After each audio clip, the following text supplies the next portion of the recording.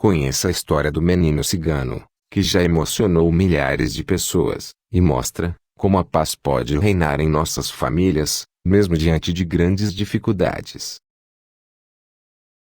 Que eu vou ler essa pequena história para ser bem fiel a essa história que aconteceu numa família, para vocês perceberem como a paz pode reinar nas nossas famílias, mesmo nas dificuldades. E põe dificuldade grande. Eu já li umas 10 vezes essa história e eu me emocionei todas as vezes que eu li. Então não estranhe. Hoje, quando eu pensei em ler ela de novo, eu fiquei emocionado, de tão linda que é. E é uma história verdadeira que aconteceu com o padre Marcos Rogério.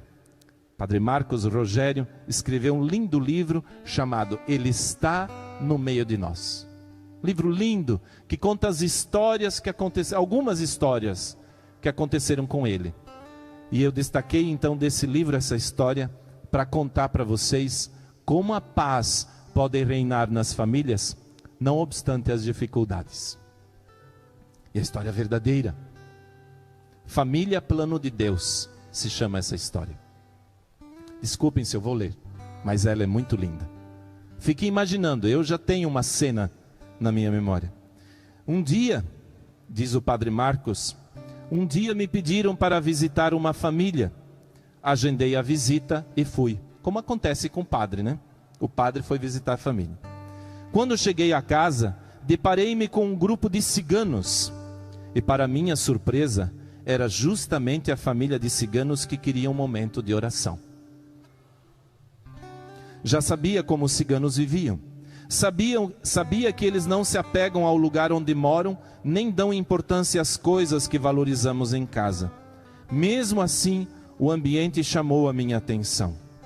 Quando entrei na casa, não vi móveis, nem qualquer sinal de conforto. A única coisa que havia era um pedaço de toco de madeira. Imagine a cena. Era o assento que me aguardava. Então me sentei para conversar com eles. A segunda impressão foi de alegria. Muita gente reunida, uma família grande, cheia de crianças, todo mundo falando e sorrindo. Depois que todos se acomodaram, eu perguntei: do que vocês precisam? Olhando o pouco que tinham, imaginei que precisavam de quase tudo. Mas algo me inquietava, porque no meio daquele nada parecia que não faltava coisa alguma. Eu podia sentir a presença forte de Deus. Eu sabia que Ele estava ali, mas de qualquer forma, eu precisava perguntar qual era o motivo da minha visita. Imagina, o padre visitar os ciganos. Enquanto eu esperava pela resposta, um menino chegou.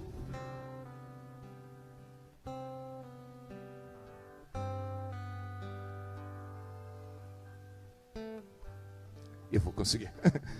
Enquanto eu esperava pela resposta, um menino chegou bem perto de mim. E a mãe disse: padre, por favor, reze para o meu filho. Olhei para ele e perguntei: o que você quer?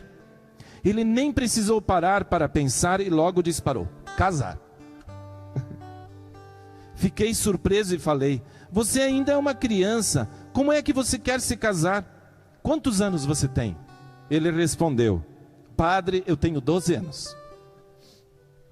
E quero me casar, quero ter muitos filhos e quero andar por aí, como cigano. O sonho dele era realmente se casar. Mas eu não conseguia entender o porquê. Pensei que talvez esse fosse o desejo profundo de ter uma família, ou apenas o desejo de se casar. E como gente grande, descobrir aquilo que Deus queria para a vida dele. Levado pela curiosidade, resolvi interagir com ele. Você vai se casar um dia, mas espere mais um pouquinho. Você vai ter que estudar, ainda vai viver muitas coisas. E ele insistia: mas o que eu quero mesmo é me casar. Não tinha jeito. A ideia estava impregnada na alma dele. Então, lembrei-me que os ciganos podem firmar compromissos desse tipo quando as crianças são muito pequenas. Você já ouviu essa história, né? Que os ciganos podem firmar esse compromisso. Muitas vezes, elas são prometidas para alguém que elas nem sequer conhecem. Tomei coragem e perguntei: tudo bem, mas vocês me chamaram aqui porque ele quer se casar?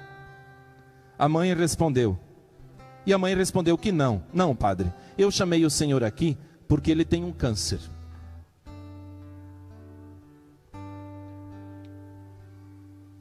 E a doença já tomou todo o corpo dele. Até já paralisou os rins e comprometeu os outros órgãos. Respondi que rezaria por ele ali mesmo, naquele momento. Rezei por ele, o abençoei e pedi a misericórdia de Deus. Depois despedi-me e segui para o meu carro. Quando abri a porta e me sentei, vi a mãe correndo em minha direção. Ela bateu no vidro e disse: padre, eu não contei tudo para o senhor. Ele também tem um tumor na cabeça. Meu filho está morrendo. A única coisa que eu queria era que o senhor rezasse por nós e por ele. Quero que o senhor coloque a vida dele em oração. É tão difícil a gente olhar para quem a gente ama e ver que a pessoa está indo embora. É tão difícil olhar para ele e perceber que eu não vou ver o sonho do meu filho se realizar, que é casar. Queria casar. Quando ele terminou de falar, olhei fundo nos olhos dela e pedi: tenha fé, tenha muita fé, porque aquilo que grita dentro dele é o que torna vivo. E na inquietude da alma dele que você pode ouvir a voz de Deus. Entrei novamente no carro e fui embora. Não consegui ir muito longe. A vontade de chorar me fez estacionar o carro e pensar naquele menino. Rezei mais uma vez por ele e pedi a Deus que derramasse uma graça na vida daquela criança. Nos domingos seguintes, comecei a perceber a presença de toda a família reunida na missa. A cada domingo eu os procurava e surpreendia-me com a participação de todos eles, o que não acontecia antes. Eles não iam para a missa. Sempre pensava neles e resolvi fazer uma nova visita àquela família. Quando cheguei, recebi a notícia de que a doença estava em estágio bem avançado. Ele olhou para mim e disse: padre, Deus me fez casar. Eu brinquei com ele. E como é que você se casou se nem me convidou? Ele respondeu: mas eu me casei. Perguntei com quem? E ele me disse: com Nossa Senhora. E eu falei para ela que eu seria totalmente dela.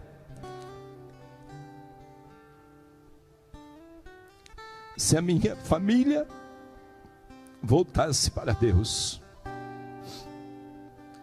A minha família voltou, padre.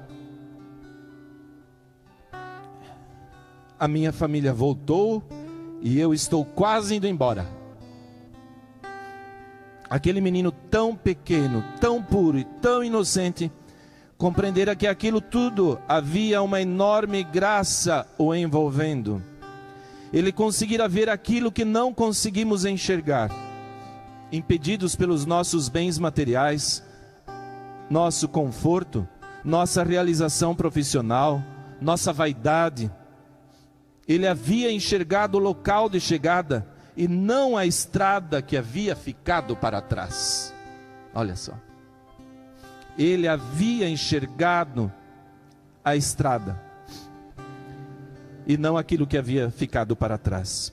A família toda continuou indo na missa, todos juntos, até que um dia eu não ouvi.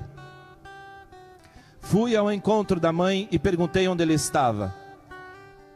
Ela serenamente me respondeu: o senhor já sabe.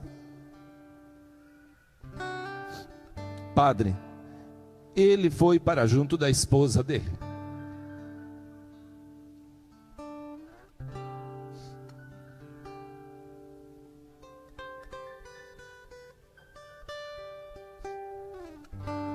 A vida é tão corrida, tão disputada, tão cheia de obrigações e tão pouco vivida, que a gente quase nunca compreende aquilo que Deus está fazendo.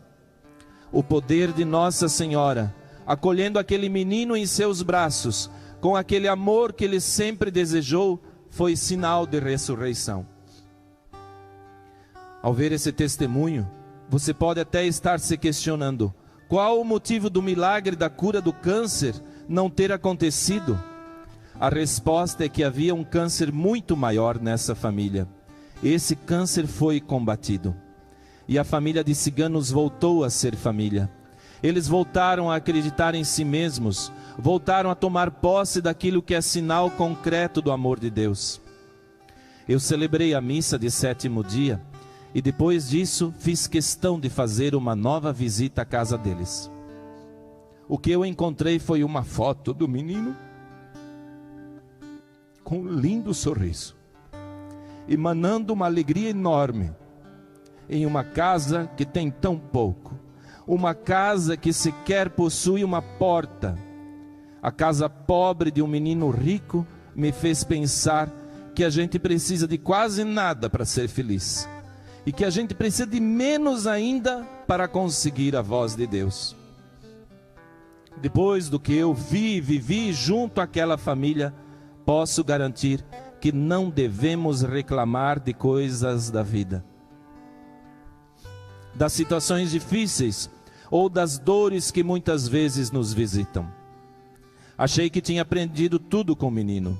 Aprendi um pouco mais com a mãe que soube entregar o filho, na certeza de que ela não estava perdendo, mas apenas o deixando viver o seu sonho que trazia no coração, de casar com Nossa Senhora e salvar a sua família.